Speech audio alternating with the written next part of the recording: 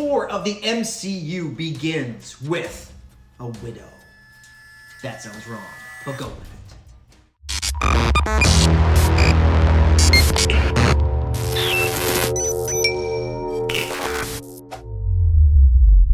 Hey everyone, welcome to another episode of Nerd News. I am, of course, your fearless leader, Chris Chavis. This is a show created for nerds by a nerd, so I hope you enjoy.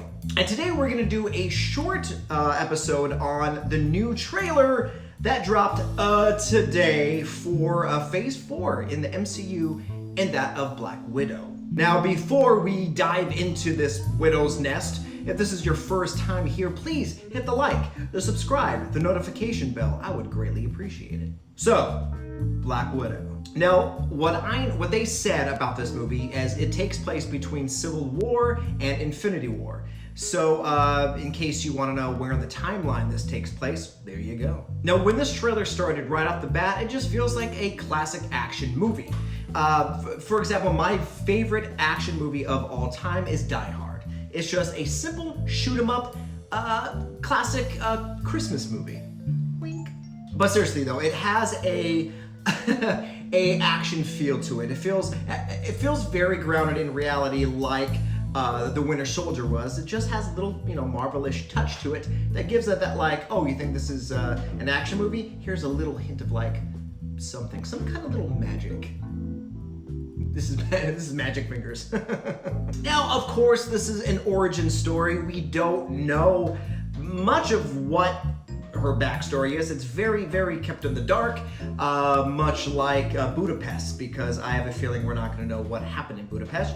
That's just because I really don't know. The writers have no idea what to write. Now, she has that line in the Avengers, I have red in my ledger and I want to wipe my slate clean. Well, maybe this will show the red in her ledger, or maybe it's something really simple like she just stole bubble gum from a candy shop, and she's like, I have red in my ledger. I just can't go back to that candy shop. Man, they had really good cannolis. Now, when the trailer starts off, it has this really cool, it's a high budget movie, it's Marvel, Disney, like, here's all the money. But it has this low budget feel, which I think works for this type of movie because, it's a serious action flick, like I said 7,000 times in this episode. But right off the bat, you get to meet Natasha's sister. That's right, she has a sister, and she's very good at fighting. I mean, the choreography is really cool. It's like The Matrix meets Atomic Blonde meets The Winter Soldier, and it just, if that's what the whole movie's gonna be like, I'm game. Now, obviously, it's a Marvel flick, so there's gonna be CGI somewhere. And later on in the trailer, you see her kind of like, well, that's the end of the trailer. It doesn't matter. You see her like squirrel flying out of a plane, and the stuff blowing up and people are shooting behind her, and then there's the CGI. Now, this movie is directed by Cate Shortland. Cate has a slew of movies that you probably have never heard of. I know I didn't. And one of them is specifically an action movie, yet again, a movie that I've never heard of. But hey, if she got the job, then heck, she must be good in Marvel's eyes. And when I was doing IMDb search on this movie, I was like, oh, Robert Downey Jr. is in it. And then immediately I was like, I know what they're thinking. When people see this, they're gonna be like, oh my God, he's not dead, he's finally back. He came back from the dead. He does have a heart. Sorry guys, it's probably gonna be a flashback, but hey, we get to see RDJ again. So also joining this cast besides Scarlett Johansson is our favorite mummy hunter, Rachel Weisz, and our second favorite Hellboy, and that of David Harbour. Yeah, I don't care what you say, Ron Perlman is still the best Hellboy. And it looks like David Harbour is the comic relief / muscle of this flick. He's an older hero who looks to be out of action for a while, and he's gained a few pounds, and this character can rival Fat Thor in the Battle of the Bellies, just saying.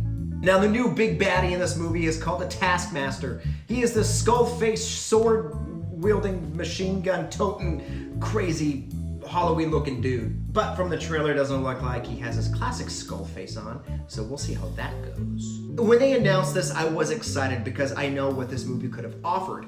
It has to be a little closer to an R rating because of how violent her backstory is. But it doesn't, I don't know if it's gonna be that violent. It'll probably be just the normal Marvel movie with some kind of darker elements, is what I'm guessing. And I am curious to see how this fits in between Infinity War and Civil War. It's like, when did she have time for this, you know, existential crisis to happen? But with all the movies that are coming out in Phase 4, I mean, we're gonna go back into space, for Christ's sake. So to have something grounded in reality, a legit action movie with explosions and guns and glass flying everywhere, is this directed by Michael Bay? I think this is a perfect start to Phase 4. You kind of do a slow build up and then start bringing out the big guns. But like I said, this is a very quick little rundown of the trailer. Now the trailer is really good. I mean, you just see bits of action and you see some of the people she meets. They don't really give anything away. They just show just kind of a small plot synopsis of the movie, nothing that you could really go off of. But Black Widow, if you saw the trailer, if you're excited for it, let me know in the comments below, because I do read these things, guys, and I do respond.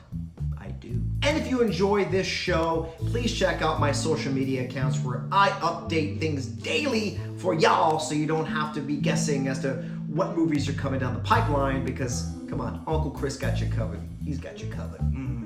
I won't do that again, I promise. Thanks for watching, guys, and remember, I too want to know what happened to Scarlett Johansson's Russian accent from the first Avengers. She just now, I don't know what she's doing.